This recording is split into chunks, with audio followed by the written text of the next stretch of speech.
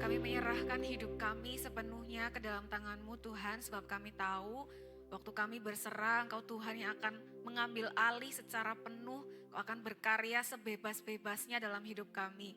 Biar pagi hari ini Tuhan kami juga mau menyerahkan hati kami untuk tunduk pada firman-Mu. Biar firman-Mu itu yang mengajar kami, yang menegur kami, yang mengubah arah hidup kami. Supaya waktu kami pulang dari tempat ini, kami mengalami terobosan-terobosan iman, kami mengalami pertumbuhan rohani secara signifikan ya Tuhan. Kami tidak mau lagi menjadi orang Kristen yang sama, yang biasa-biasa saja, tapi kami mau menjadi orang Kristen yang mengakar kuat di dalam firman-Mu. Kami membuka hati kami, biar Engkau berbicara kepada kami, Roh Kudus yang mengajari kami, memberi kami hikmat, memampukan kami untuk kami dapat sungguh-sungguh mengerti apa yang menjadi isi hati Tuhan pagi hari ini. Kami terima firman-Mu dengan hati yang terbuka di dalam nama Tuhan Yesus, haleluya, amin.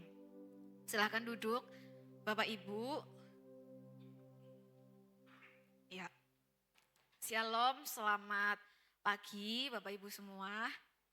Meski mendung ya, tapi berharap kita tetap bisa fokus, tidak ngantuk ya Bapak Ibu. Karena ini silir-silir enak banget rasanya buat tidur lagi ya. Nah, di tahun 2026 ini masih dengan tema visi kita ya, yaitu Deeper and Stronger. Sadar atau tidak, hari-hari ini kita ini sedang hidup di zaman yang sangat suka dengan apa yang nampak di atas ya.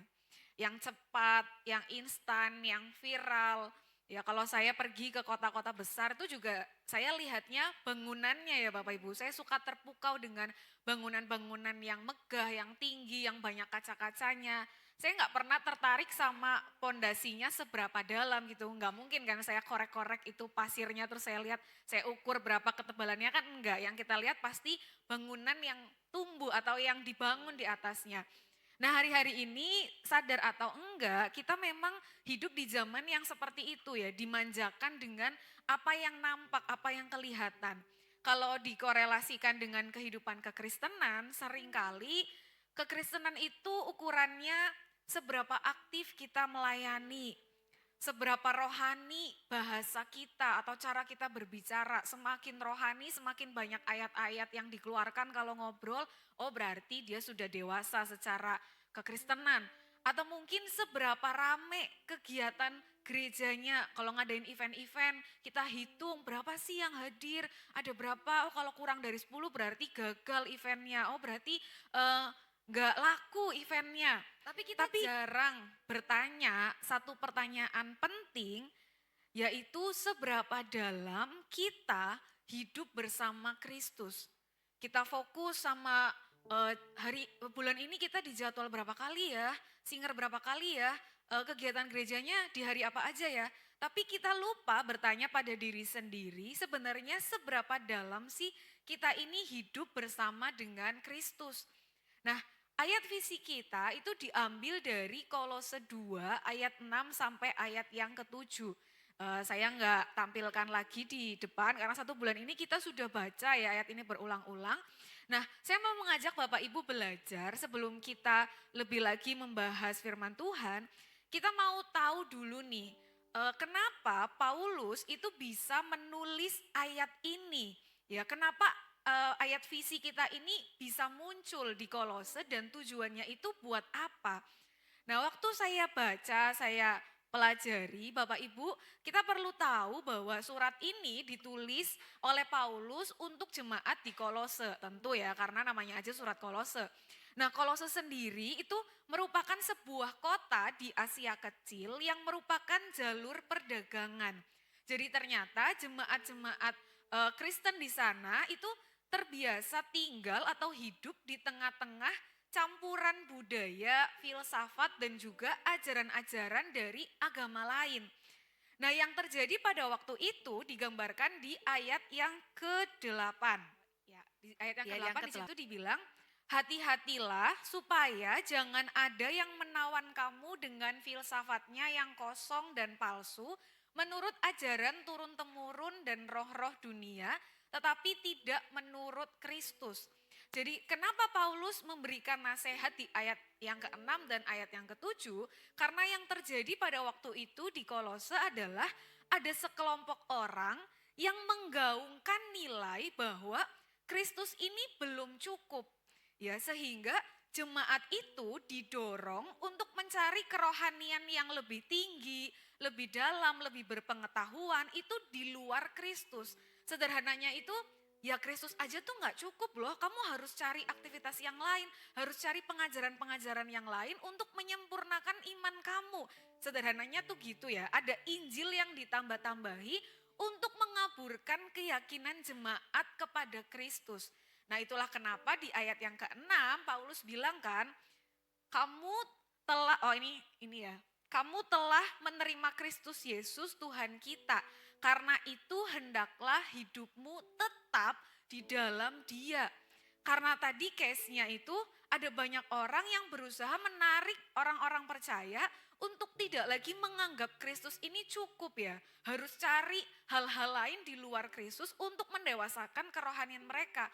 Makanya Paulus ingatkan, kalau kamu sudah menerima Kristus, Yesus Tuhan kita, hendaklah hidupmu tetap di dalam Dia. Nah, hari ini kita mau belajar Bapak Ibu, kalau di sepanjang bulan Januari ini kita belajar kedalaman ya, kita belajar deeper itu dari Paulus dengan analogi akarnya. Ya bahkan kemarin minggu lalu Bu Eki juga sempat singgung soal tanah, soal buah, kita seperti jadi petani ya, kita belajar tumbuh-tumbuhan. Nah hari ini saya mau ajak Bapak Ibu untuk menjadi seorang nelayan. Jadi kalau dari minggu pertama kita belajar tentang akar, belajar kedalaman dari akar. Hari ini kita mau belajar dari Lukas pasal yang ke-5. Ya makanya nuansa PowerPoint-nya itu laut ya Bapak Ibu. Kita mau berenang-renang, kita mau menyelam, mau diving. Nah saya kasih judul itu Going Deeper atau semakin dalam. Karena kita mau belajar dari laut yang identik dengan kedalaman yang tidak berujung ya. Yang bahkan sampai hari ini nggak ada satu orang pun yang tahu dasar laut itu seperti apa. Nah kita akan belajar hanya dari Lukas pasal yang ke-5. Saya sengaja hanya mencantumkan satu perikop aja, kita akan bahas dari ayat yang pertama sampai ayat yang terakhir. Ini juga jadi salah satu metode belajar menyelam di kedalaman firman. Karena waktu saya baca satu pasal ini ternyata cuma baca satu pasal aja, kalau kita masuk di kedalaman itu banyak sekali ininya ya Bapak Ibu, insight-nya ya, banyak sekali pengajaran yang bisa kita dapat hanya dari satu kisah aja. Nah kita mau mulai dari ayat yang pertama. Pada suatu kali Yesus berdiri di pantai Danau Genesaret, sedang orang banyak mengerumuni dia hendak mendengarkan firman Allah. Ia melihat dua perahu di tepi pantai, nelayan-nelayannya telah turun dan sedang membasuh jalannya. Ia naik ke dalam salah satu perahu itu, yaitu perahu Simon, dan menyuruh dia supaya menolakkan perahunya sedikit jauh dari pantai. Lalu ia duduk dan mengajar orang banyak dari atas perahu. Setelah selesai berbicara, ia berkata kepada Simon, bertolaklah ke tempat yang dalam dan tebarkanlah jalanmu untuk menangkap ikan. Sampai di ayat yang keempat dulu. Secara singkat, saya mau membantu Bapak Ibu untuk memahami konteksnya ya. Kita tahu kisah ini ya Bapak Ibu, di sekolah minggu kita belajar berulang-ulang, kisah yang sangat familiar, di mana Petrus beserta teman-temannya itu telah semalaman mencari ikan tapi tidak dapat apa-apa. Lalu Yesus datang mengajar mereka naik ke perahu dan nanti di ujung kisah kita akan tahu bahwa Petrus dan teman-temannya itu mengalami mujizat yang luar biasa, di mana dua kapal mereka itu dipenuhi oleh ikan ya. Tapi sebelum sampai di ujung kisah itu, sebelum sampai di cerita mujizatnya Petrus atau Simon pada waktu itu namanya, kita mau belajar dulu bahwa ternyata ada proses kedalaman yang Petrus masuki sebelum akhirnya ia mengalami terobosan iman yang luar biasa.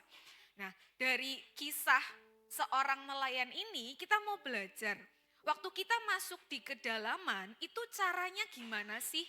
Dan apa yang akan kita dapatkan waktu kita ini sudah berada di kedalaman? Nah yang pertama, kita mau belajar bahwa going deeper atau masuk di kedalaman itu selalu dimulai dari mendengar Bapak Ibu, mendengarkan suara Tuhan. Di ayat itu dikatakan setelah selesai berbicara, ia berkata kepada Simon. Jadi Petrus atau Simon itu tidak serta-merta langsung mendayung perahunya ke tempat yang dalam. Karena sebelumnya dia sudah coba dan itu gagal. Tapi kali ini waktu dia berjumpa dengan Tuhan, dia lebih dulu mendengar pengajaran Yesus. Dia lebih dulu mendengar firman Tuhan. Kalau tadi di ayat yang pertama Bapak Ibu baca, Yesus itu datang dan mereka yang berkerumun itu hendak mendengar firman Allah. Artinya ada pengajaran yang lebih dulu Yesus sampaikan, baru setelah itu Simon menolakkan kapalnya ke tengah laut atau ke tempat yang dalam. Nah, banyak orang Kristen itu merindukan kehidupan rohani yang dalam. Setuju ya Bapak Ibu? Apalagi visi kita tahun ini deeper and stronger. Pasti setiap kita begitu ganti tahun aja sudah punya target ya. Saya pengen tahun ini lebih intim, lebih dekat sama Tuhan dan lain sebagainya. Kita rindu punya kekristenan yang berakar ya. Atau ada Bapak Ibu yang nyaman dengan kedangkalan. Pasti nggak ada, setiap kita yang hadir pagi hari ini pasti rindu mengalami perubahan iman, mengalami perubahan kedewasaan rohani.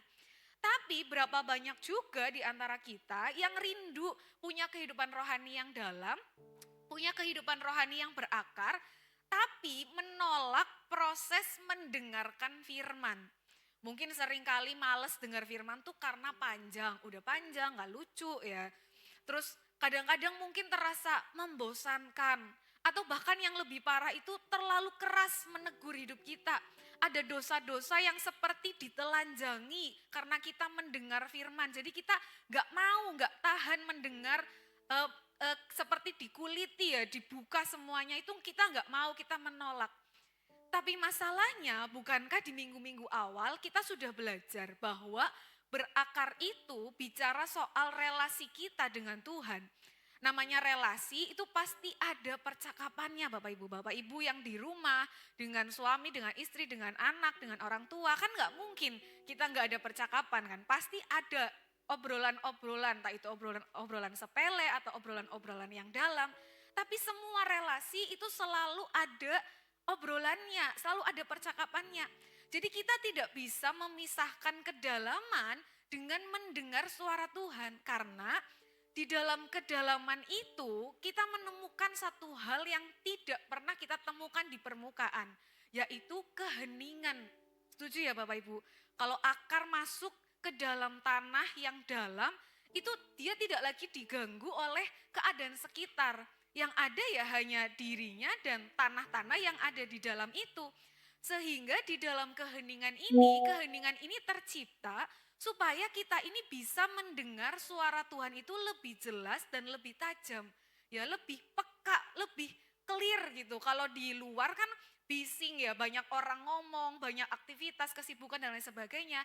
Tapi waktu kita menyelam di dalam kedalaman, itu harusnya hanya ada suara Tuhan yang terdengar. Kalau saya tulis di sini, tidak saya cantumkan di PowerPoint ya. Akar tumbuhan itu masuk ke dalam tanah itu untuk cari sumber air, untuk cari nutrisi supaya dia bisa bertumbuh ke atas. Nah, akar kerohanian kekristenan itu harusnya masuk ke dalam, yang pertama itu untuk cari firman. Nah, Bapak Ibu saya akan tunjukkan agak mampir ke kisah yang lain ya. Di dalam Lukas 10 ayat 39 sampai ayat yang ke-40. Kita juga pasti hafal sama kisah ini ya. Di ayat yang ke-39 dan ayat yang ke-40, di situ dikatakan perempuan itu mempunyai seorang saudara yang bernama Maria. Maria ini duduk dekat kaki Tuhan dan terus mendengarkan perkataannya. Sedang Marta sibuk sekali melayani. Ia mendekati Yesus dan berkata, "Tuhan, tidakkah engkau peduli bahwa saudaraku membiarkan aku melayani seorang diri? Suruhlah dia membantu aku." Maria dan Marta ini sama-sama murid Yesus. Kalau zaman sekarang katakanlah mereka ini sama-sama orang Kristen, orang-orang yang percaya sama Yesus.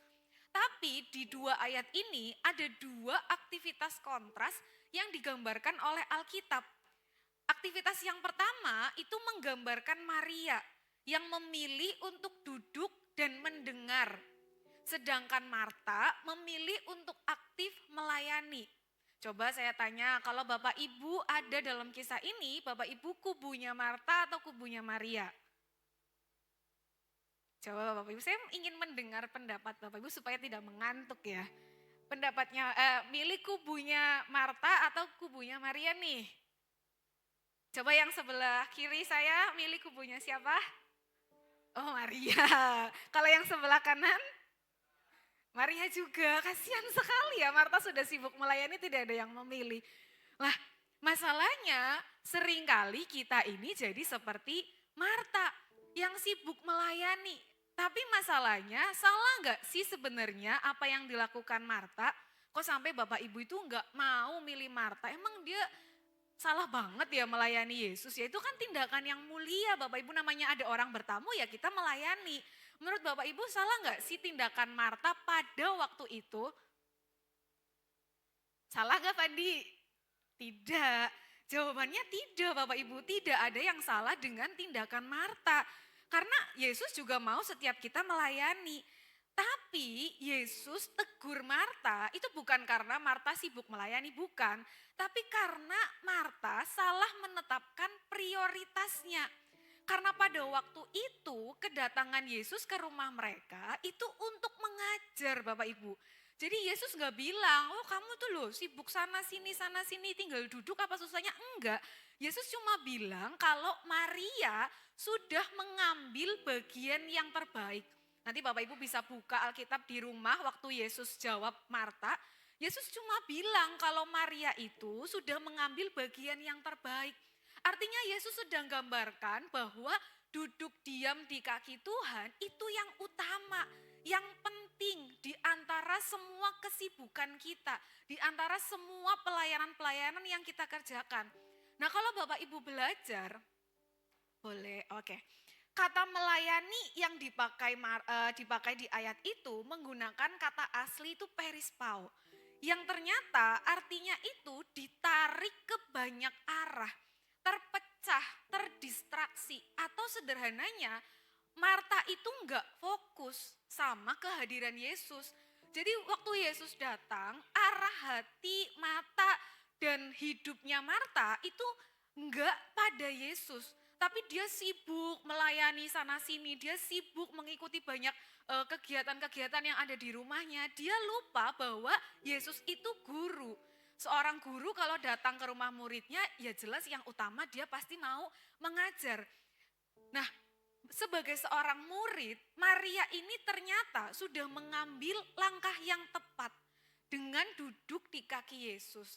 Karena duduk di kaki seorang guru pada zaman itu memang merupakan tindakan yang seharusnya dilakukan murid ketika gurunya datang. Jadi memang ketika seorang guru datang, ya tugas murid adalah duduk dan mendengarkan. Sedangkan Marta itu gagal menangkap maksud itu sehingga dia perispao, ditarik ke banyak arah. Ya sibuk ke sana kemari, terlihat baik, tapi ternyata tidak esensi, tidak utama, tidak membawa pada kedalaman hubungan. Nah, sebagai refleksi untuk kita Bapak Ibu, berapa banyak di antara kita sebagai pengikut Kristus tidak lagi fokus membangun hubungan dengan Dia. Ya, Yesus setiap hari datang mengunjungi kita. Bulan lalu kita sudah belajar tentang kunjungan ilahi ya. Tapi waktu Yesus datang seringkali kita ini terpecah, terdistraksi ke banyak arah, menyibukkan diri dengan berbagai-bagai macam kegiatan yang nampaknya rohani, tapi ternyata tidak ada Yesus di dalamnya. Seperti jemaat di Kolose tadi di awal kita melihat kasusnya ya, menganggap Kristus tidak lagi cukup. Sehingga kita sebagai orang Kristen berusaha mencari kepuasan, berusaha mencari kedewasaan rohani dengan melakukan banyak aktivitas. Menganggap bahwa Yesus aja tuh gak cukup, saya tuh harus ini ikut pelayanan ini, ikut kegiatan ini supaya semakin dewasa, supaya semakin berpengetahuan. Ya banyak aktivitas yang kelihatannya baik, tapi ternyata tidak pernah membawa kita pada kedalaman hubungan. Dalam Yohanes 8 ayat 31 itu kebalikannya Bapak Ibu. Di situ Yesus bilang, Jikalau kamu tetap dalam firman-Ku, kamu benar-benar adalah murid-Ku. Kata tetap yang dimaksud di ayat ini itu artinya tidak berpindah, tidak meninggalkan. Kalau tadi Marta itu perispao, tertarik, terdistraksi ke banyak arah ya. Hidupnya itu fokusnya ke banyak arah. Tapi dalam Yohanes 8 ayat 31 ini Yesus mau murid-murid Yesus, yaitu setiap kita, itu tetap ya, tidak berpindah, tidak goyah, ada di dalam firman Tuhan. Keputusan yang dibangun secara sadar untuk punya relasi dengan Tuhan itu secara terus menerus. Jadi setiap hari, setiap kita bangun tidur, melakukan aktivitas, melayani, mengikuti banyaknya kegiatan gereja, itu harus disertai dengan kesadaran bahwa saya lakukan ini untuk membangun relasi dengan Tuhan. Jadi lawannya terdistraksi kan fokus ya. Nah, Yesus mau kita ini fokus lebih dulu ada dalam firman-Nya. Melayani atas dasar firman Tuhan, berbuat baik atas dasar firman Tuhan. Semua yang kita lakukan itu harus dimulai dari mendengar firman Tuhan. Itu yang pertama. Yang kedua, dari kisahnya Petrus, kita belajar bahwa going deeper atau masuk di kedalaman adalah perintah untuk bergerak Bapak Ibu, bukan sekedar merenung aja. Di situ dikatakan setelah selesai berbicara, ia berkata kepada Simon, bertolaklah. Bertolaklah ini adalah kata kerja Bapak Ibu, artinya harus ada tindakan yang dilakukan kalau kita mau masuk di dalam kedalaman. Kedangkalan seringkali terjadi bukan karena Tuhan yang diam, bukan karena Tuhan yang pasif, tapi karena kita yang tidak mau bergerak dari posisi yang lama. Kita mau punya kedalaman dengan Tuhan, tapi kita suka berenang di area yang itu-itu aja. Kata bertolaklah dalam bahasa aslinya itu punya arti bergerak aktif ke wilayah baru. Itu berarti kalau kita mau masuk di kedalaman, ya kita harus berani mengambil langkah untuk berenang secara sengaja menuju tempat yang baru, yang lebih dalam. Ya, kalau di tahun lalu kita nyaman dengan keadaan kita, dengan rutinitas kita yang biasa-biasa. Kalau tahun ini kita mau going deeper, mau masuk di kedalaman, secara sadar kita harus berani mengambil tindakan-tindakan yang baru. Membangun rutinitas yang baru, yang mungkin harus bayar harga, ya meninggalkan dosa-dosa yang lama, berani bayar harga untuk tidak lagi melakukan kesalahan-kesalahan yang lampau, ya melakukan tindakan-tindakan yang baru, mengambil langkah iman yang ekstrim supaya kita ini bisa ada di wilayah yang baru. Kita perlu sadar bahwa going deeper itu bukan pengalaman yang pasif. Enggak terus kita setiap hari rutin datang ke gereja, diam, tidak lakukan apa-apa. Terus tiba-tiba kita jadi dalam, enggak bisa Bapak Ibu. Harus ada pergerakan yang kita lakukan. Kita kalau berenang aja, itu kan ada tangganya ya Bapak Ibu, kalau di bawah kolam itu kan. Ada tempat yang dangkal, nanti begitu kita jalan kita akan turun lagi ke tempat yang lebih dalam lagi, akan turun lagi. Nah sama, waktu kita mau deeper, kalau kita mau masuk di kedalaman, ya secara sadar kita harus berjalan, kita harus melangkah masuk di kedalaman itu. Karena kalau kita di kolam aja, kita cuma renang-renang di tepi kolam, ya selamanya akan di tepi, nggak pernah masuk di kedalaman. Itu yang kedua. Yang ketiga, going deeper itu berarti kita sedang masuk ke wilayah di mana Allah tidak bisa diprediksi. Kita lihat selanjutnya di ayat yang keempat. Setelah selesai berbicara, ia berkata kepada Simon, bertolaklah ke tempat yang dalam. Kenapa Yesus suruh Petrus pergi ke tempat yang dalam?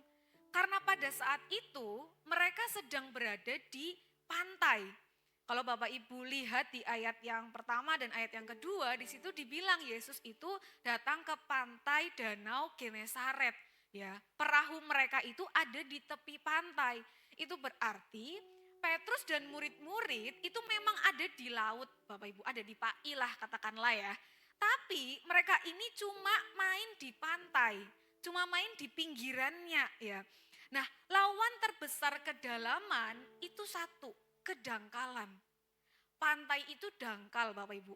Aman sih, nyaman sih, rame, banyak orang suka main di pantai. Kita kalau ke PAI kan nggak ujuk-ujuk masuk ke tengah lautnya kan Bapak Ibu. Kita pasti main di tepi-tepinya dulu kan. Main itulah kerang-kerang, pasir-pasir dan lain sebagainya. Banyak orang itu ada di tepi pantai, main ombak-ombak kecil. Tapi masalahnya ikan itu tidak pernah hidup di pantai. Nah Yesus tahu pada waktu itu supaya Petrus bisa mengalami pengalaman iman yang besar, supaya Petrus bisa mengalami terobosan yang baru, Petrus itu harus masuk ke tempat yang dalam. Itulah kenapa Yesus kasih perintah ke Petrus untuk bertolak ke tempat yang dalam. Ya karena di tepi pantai seringkali kita itu kan masih bisa berpijak di kaki sendiri ya. Situasi dan kondisi di pantai itu masih bisa kita kendalikan. Kalau ada ombak besar kita tinggal lari aja Bapak Ibu karena kaki kita masih napak di tanah. Tapi bagaimana di tempat yang dalam? Ya waktu kita ada di tempat yang dalam kita nggak lagi menemukan tanah kan untuk kita bisa injak. Kita nggak bisa lagi mengendalikan situasi di sekitar kita. Waktu saya imajinasikan cerita ini ya, saya jadi teringat gitu. Waktu SMP, saya pernah diajak liburan ke Pangandaran. Pangandaran itu kan pantai ya Bapak Ibu, banyak pantainya. Nah, saya ingat banget waktu di tepi pantai, saya itu masih bisa happy, masih bisa foto-foto, lihat-lihat monyet. Terus pokoknya masih seneng lah, masih tenang, nyaman dan aman.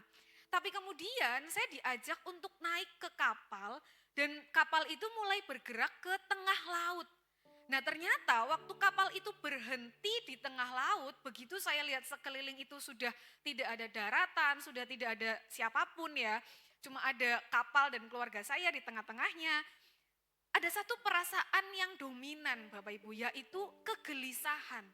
Nah kenapa saya gelisah? Karena ya di kedalaman, di tengah laut, saya nggak bisa apa-apa Bapak Ibu. Kalau kapalnya tenggelam, sejago-jagonya orang berenang, ya tetap tenggelam juga kan di tengah laut kan.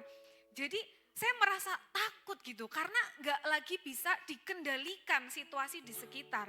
Yang saya cuma bisa lakukan apa sih? Ya pasrah udah, terserah lah ini kapal tenggelam ya udah tenggelam aja. Karena nggak bisa lakukan apa-apa lagi, sudah di luar kendali saya. Nah, tahun lalu sebelum saya menikah ya, ini ada korelasinya dengan pantai dan dengan lautan dalam. Saya itu sempat berdiskusi dengan Andre soal pekerjaan Bapak Ibu. Jadi karena dia kerjanya kan sampai larut malam dan lain sebagainya, kami ini punya rencana ceritanya. Kami punya rencana nanti pokoknya kalau udah menikah, kamu keluar aja di tempat kerja, terus nanti cari kerja yang ada di Jatibarang, yang jam 5 udah pulang, terus nanti pulang dari tempat kerja atau dari kantor bisa buka usaha di rumah, kita nanti lanjutin usaha dan lain sebagainya lah. Tapi kemudian itu rencana saya dan Andre pada waktu itu. Tapi kemudian di bulan Maret tahun 2025, Andre itu mendadak kena masalah di tempat kerjanya yang mengharuskan dia dimutasi ke Tegal. Nah pada waktu itu bulan Maret itu lagi sibuk-sibuknya lebaran Bapak Ibu. Dan bulan depannya, bulan Aprilnya itu kita mau menikah. Tentu bagi kami mutasi itu bukan pilihan yang menyenangkan. Karena harus menyesuaikan ritme kerja yang baru, belum nanti susah cutinya, dan lain sebagainya lah. Pokoknya itu rencana yang tiba-tiba dicungkir balikan. Tapi kemudian akhirnya setelah berdoa, setelah merenung, Andre mengajak saya untuk take a leap of faith, mengambil satu langkah iman yang kecil tapi bagi saya tuh udah cukup ekstrim ya. Jadi akhirnya Andre memutuskan untuk resign dari tempat kerjanya. Jadi daripada dimutasi mending udahlah keluar aja, resign aja. Nah bagi kami berdua momen ini itu jadi momen di mana kami ini seperti didorong Bapak Ibu untuk masuk ke tempat yang dalam. Ke tempat di mana semua keadaan tidak lagi bisa kami kendalikan. Ya, karena tadinya semua tuh tampak baik-baik aja. Ketika semua tampak baik-baik saja, itu seperti saya ini sedang bermain di pantai. Rasanya enak, rasanya nyaman, semua bisa saya lihat, semua bisa saya pegang, bisa saya kontrol. Tapi ketika Andre harus resign, kita harus mulai usaha yang baru, ditambah belum banyak pelanggan, belum Ya tentu secara penghasilan juga jauh di bawah penghasilan Andre kalau dia dimutasi ke Tegal. Ya ditambah persiapan pernikahan dan lain sebagainya. Kami merasa seperti sedang ditenggelamkan ya Bapak Ibu. Kayak gak bisa ngapa-ngapain lagi gitu. Tapi ternyata Bapak Ibu di tempat-tempat di mana Tuhan tidak bisa diprediksi, di tempat itu jugalah saya melihat karyanya itu juga tidak pernah bisa dibayangkan oleh pemikiran manusia. Kenapa? Karena saya temukan bahwa di kedalaman Tuhan itu bekerja secara leluasa. Di kedalaman dia bekerja bebas tanpa intervensi manusia. Kalau tadi di pantai kita masih bisa punya rencana kan, nanti mau seperti ini, anak saya mau dimasukkan ke sekolah ini, nanti begini begitu dan lain sebagainya. Tapi di tempat yang dalam semua keadaan itu sudah di luar kendali kita. Di tempat yang dalam kita nggak bisa berdiri, setuju ya Bapak Ibu? Kita harus berenang, kita harus berjuang. Di tempat yang dalam kita tidak bisa melihat dasar. Yang bisa kita lakukan apa? Ya percaya aja sama rencana Tuhan. Di tempat yang dalam kita nggak bisa kontrol keadaan. Yang bisa kita lakukan ya berserah. Sama seperti saya waktu di Pangandaran itu, waktu di tengah laut yang bisa saya lakukan apa? Ya berserah aja. Karena mau apa? Keadaan sekitar itu sudah di luar kemampuan saya ya. Waktu kita masuk ke tempat yang dalam itu menjadi wilayah di mana iman kita itu bekerja. Kepercayaan kita kepada Tuhan itu meningkat. Dan bukan rasio atau perhitungan manusia yang bisa menyelamatkan kita. Orang yang tinggal di tempat yang dangkal, ada di tepi pantai, itu tadi saya bilang masih bisa kontrol hidupnya. Ya, masih bisa ikut campur, mengatur jalan hidupnya. Tetapi orang yang memutuskan untuk masuk di kedalaman, menenggelamkan diri di lautan, itu lagi masuk ke tempat di mana kita ini sedang menyerahkan kontrol kita itu kepada Tuhan. Seperti lagu tadi ya, ku berserah. Ya, menyerahkan semuanya itu sama Tuhan di tempat yang dalam. Dalam 2 Korintus 5 ayat yang ke-7 firman Tuhan juga bilang, sebab hidup kami ini adalah hidup karena percaya, bukan karena melihat. Jadi di tempat yang dalam Bapak Ibu yang bisa kita lakukan ya hanya percaya. Karena di tempat yang dalam Allah akan menjadi satu-satunya pribadi yang bisa diandalkan. Yang keempat, going deeper atau waktu kita masuk di kedalaman itu akan membawa kita pada jenis ketaatan tanpa banyak pertanyaan. Kalau boleh jujur, Yesus sebenarnya nggak qualified untuk memberikan perintah pada Petrus. Karena Petrus ini sudah jelas dia nelayan. Dia tahu bahwa menangkap ikan itu harusnya malam, sedangkan waktu Yesus datang itu sudah siang Bapak Ibu. Kemudian gak cuma itu, mereka sudah semalaman mencoba dan gagal. Tadi kita baca kisahnya ya. Tapi kita mau lihat responnya Petrus. Dia bilang, guru, telah sepanjang malam kami bekerja keras dan kami tidak menangkap apa-apa. Tetapi karena engkau menyuruhnya, aku akan menebarkan jala juga.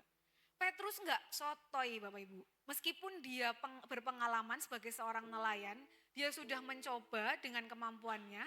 Tapi ketika Yesus yang sebenarnya enggak qualified, enggak bersertifikasi lah untuk menyuruh Petrus. Tapi lihat responnya Petrus. Kedalaman itu bukan lagi tentang siapa yang paling banyak pengetahuannya. Semua pengetahuan yang Petrus punya sebagai seorang nelayan itu tidak menghalangi dia untuk tetap taat pada perintah Yesus. Ya, kedalaman itu bukan lagi siapa yang paling pintar, siapa yang paling banyak ngerti firman, tapi siapa yang paling taat. Semakin dalam hubungan, semakin membawa kita pada level ketaatan tanpa perdebatan. Jadi kalau kita sudah masuk di kedalaman, itu ciri-cirinya kita pasti mudah untuk taat, mudah untuk mengikuti suara Tuhan. Karena tadi baik lagi di poin yang pertama, ya awal dari kedalaman itu selalu mendengar. Kalau terbiasa mendengar firman Tuhan, kita tahu, oh ini perintah Tuhan, oh yang ini bukan, oh ini keinginan hati Tuhan. Maka dengan mudah kita bisa taat. Yang kelima, ini yang terakhir Bapak Ibu. going deeper atau waktu kita masuk di kedalaman. Di kedalaman itu semua dosa yang kita sembunyikan itu akan tersingkap. Kita mau lihat ayatnya. Di ayat yang ke-6 sampai ayat yang ke-8. Dan setelah mereka melakukannya, mereka menangkap sejumlah besar ikan sehingga jala mereka mulai koyak. Lalu mereka memberi isyarat kepada teman-temannya di perahu yang lain supaya mereka datang membantunya. Dan mereka itu datang, lalu mereka bersama-sama mengisi kedua perahu itu dengan ikan hingga hampir tenggelam. Di ayat yang ke-8, ketika Simon Petrus melihat hal itu, ia pun tersungkur di depan Yesus dan berkata, "Tuhan, pergilah daripadaku karena aku ini seorang berdosa." Kalau Bapak Ibu baca beberapa ayat ini, kita pasti akan ngeh, kita pasti akan temukan satu kejanggalan Bapak Ibu. Karena saya sadar ya, tiba-tiba waktu saya baca ini saya nyadar juga ya, aneh rasanya. Petrus ini dapat ikan banyak, bukannya senang, oh haleluya puji Tuhan terima kasih saya dapat berkat banyak, enggak. Tapi yang Petrus katakan, dia malah malu sama Yesus karena merasa dirinya adalah orang berdosa. Ada Bapak Ibu di sini yang kalau diberkati tiba-tiba merasa berdosa? Kayaknya enggak ada ya. Setiap kita kalau diberkati senang-senang aja ya, bersyukur-bersyukur aja. Tapi Petrus pada waktu itu begitu dia diberkati dengan ikan yang banyak, Petrus malah malu sama Yesus karena merasa dirinya adalah orang berdosa. Ternyata inilah yang terjadi Bapak Ibu. Waktu kita masuk di tempat yang dalam. Sebab tadi saya katakan di tempat yang dalam hanya ada saya dan Tuhan. Hanya ada aku dan Tuhan. Di tempat yang dalam ternyata kita tidak lagi fokus dengan berkat, pencapaian dan kesuksesan yang ada di atas. Sama seperti Petrus yang tidak lagi fokus pada banyaknya ikan. Kan awalnya kan dia nelayan ya mau cari ikan, tapi begitu diberkati ya dengan ikan yang banyak, ternyata Petrus tidak lagi fokus pada itu ya. Semakin dalam kita mengenal Tuhan, ternyata itu membawa kita semakin menyadari siapa diri kita sesungguhnya. Jadi enggak lagi kekristenan kita tuh enggak lagi fokus kejar-kejar berkat, enggak lagi fokus kejar-kejar mujizat, tapi semakin dalam hubungan itu membuat kita tuh semakin sadar. Saya ini tuh sudah ada di level keserupaan yang seperti apa sih? Dan pada waktu itu Petrus tahu bahwa dirinya itu adalah orang berdosa. Ada satu kalimat yang bagus ya. Kalimat itu bunyinya, "The closer we are to the light, the more visible our dirt becomes." Artinya, semakin kita dekat dengan terang, maka semakin nampak Bapak Ibu semua dosa, kotoran, hal-hal jahat yang selama ini kita sembunyikan. Semakin kita dekat dengan terang, ya semakin dalam kita berhubungan dengan Tuhan, maka semakin kelihatan kegelapan-kegelapan yang selama ini menguasai hidup kita. Kita harus tahu bahwa tujuan akhir kedalaman tidak berhenti sampai di kehidupan yang penuh berkat. Jadi ini harus kita sadari ya, di sepanjang tahun 2026 kita harus pegang bahwa kita belajar kedalaman itu bukan untuk mengejar berkatnya Bapak Ibu. Tapi tujuan akhir kedalaman adalah kehidupan yang diubahkan. Sejak awal Yesus tidak tertarik pada bagus tidaknya perahunya Petrus. Kuat tidaknya jala yang mereka punya. Banyaknya ikan yang dia bisa sediakan untuk Petrus dan murid-muridnya. Sejak awal Yesus suruh Petrus untuk masuk di kedalaman, itu karena sederhana aja, dia tertarik dengan perubahan hidupnya Petrus. Di kedalaman semua pencapaian, kesuksesan, kebanggaan dunia yang selama ini kita gotong-gotong, yang selama ini kita bawa-bawa kemanapun kita pergi, gak akan lagi kelihatan. Karena di kedalaman fokusnya hanya satu, Yesus fokus sama hidup kita dan kita fokus pada Yesus. Saya akan tutup dengan satu kalimat yang memberkati saya sejak kuliah ya Bapak Ibu. Kalimat itu bunyinya gini, keintiman itu melahirkan kedalaman. Kedalaman melahirkan ketajaman. Ketajaman melahirkan ketepatan. Dan ketepatan itu selalu melahirkan keserasian dengan Kristus. Kalau kita rindu di sepanjang tahun 2026 ini menjadi orang Kristen yang serasi, yang bersinergi dengan Yesus ya. Rancangan kita selalu klop dengan apa yang Tuhan mau. Ya, hidup kita selalu sejalan dengan apa yang Yesus rancangkan.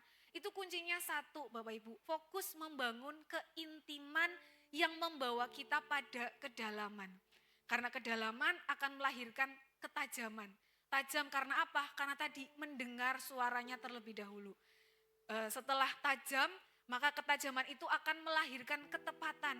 Setiap yang kita lakukan itu pasti tepat karena kita lakukan sesuai dengan suaranya. Ya, ketepatan itu akan melahirkan keserasian hidup dengan Kristus. Hidup kita selaras sesuai dengan apa yang Yesus mau. Mumpung masih bulan Januari ya Bapak Ibu, walaupun bentar lagi udah ganti bulan aja ya, udah Februari ya. Tapi saya pikir masih fresh lah untuk menata kehidupan kita ya. Mari kita sungguh-sungguh memegang visi ini ya, menjadi orang Kristen yang deeper, yang masuk, yang menenggelamkan diri sampai di titik kedalaman yang paling dalam bersama Kristus. Saya kasih contoh misalnya dalam firman, jangan hanya baca ayat-ayat favorit aja, tapi mari beranikan diri untuk menghadapi ayat yang menegur. Dalam doa bukan hanya minta diberkati, tapi belajar juga seperti Maria duduk diam dan mendengar suara Tuhan. Dalam kekudusan misalnya, putuskan untuk kita berani meninggalkan dosa-dosa yang sepele terlihatnya, yang kelihatannya kecil, tapi ternyata berulang kali kita lakukan. Dalam ketaatan, mari kita ambil langkah yang melakukan kehendak Tuhan meski kelihatannya gak masuk akal. Karena tadi kan di tempat yang dalam, ya memang semua tampak tidak masuk akal karena ya hanya Tuhan aja yang masuk akal bagi kita di tempat yang dalam. Dalam panggilan, siap sedia kalau Tuhan mengubah arah hidup kita. Hari ini pertanyaannya masih sama Bapak Ibu. Yesus masih tanya, masih minta kepada setiap kita, bertolaklah ke tempat yang dalam. Pertanyaannya cuma satu, yang Bapak Ibu nanti boleh bawa pulang pertanyaan ini, boleh direnungkan. Apakah kita berani melakukannya? Sama seperti Petrus yang berani menolakkan kapalnya ke tempat yang dalam, sekalipun dia pernah gagal, tapi dia memutuskan untuk taat. Ya akhirnya dia mengalami pengalaman iman, hidupnya diubahkan. Kita tahu akhir hidupnya Petrus bagaimana, dia menjadi murid Yesus, dia menjadi pondasi gereja, ya, pondasi kekristenan. Going deeper adalah kesediaan untuk kita meninggalkan pantai kenyamanan. Jadi stop bermain-main di pantai, mulai masuk ke wilayah yang dalam. Sekalipun wilayah yang dalam itu wilayah yang tidak pasti, tapi kita tahu di wilayah yang dalam itu ada Tuhan Bapak Ibu. Jadi waktu kita masuk di wilayah yang dalam, berani taat sama firman, meski itu enggak masuk logika kita, maka kita akan melihat bukan hanya strongernya aja yang kita rasakan, tapi ada transformasi hidup yang Tuhan juga sediakan buat kita. Amin. Saya sudah selesai dengan firman Tuhan, mari kita satukan hati, kita berdoa. Kami bersyukur Tuhan, kami sudah mendengar firman-Mu pagi hari ini, bahwa kami masuk di tempat yang dalam. Sekalipun di kedalaman kami gak tahu apa-apa, gak bisa apa-apa, kami gak bisa pegang kendali, tapi justru karena itulah kami mau masuk di tempat yang dalam. Karena di kedalaman itu artinya kami sedang menyerahkan kendali penuh hidup kami kepada Tuhan. Di tempat yang dalam kami sedang mengizinkan Tuhan bekerja, berkarya secara bebas dalam hidup kami tanpa intervensi kami sebagai manusia. Kau tuntun kami, Engkau perintahkan kepada kami ya Tuhan, seperti Engkau memberikan perintah kepada Petrus untuk bertolak ke tempat yang dalam. Kami juga mau pagi hari ini mengambil langkah iman yang ekstrim, melangkah masuk di tempat yang dalam. Biar di kedalaman itu kami menemukan Tuhan secara pribadi dalam hidup kami. Biar umat-Mu pulang dari tempat ini, mereka tidak lagi nyaman di pantai, mereka tidak lagi nyaman hidup di kedangkalan, tapi Tuhan membawa setiap jemaat GBI Duta Kerajaan untuk mengalami pengalaman-pengalaman iman yang membawa mereka masuk lebih dalam dan lebih dalam setiap hari. Kami simpan firman-Mu Tuhan, kami mau melakukannya dalam nama Tuhan Yesus, haleluya.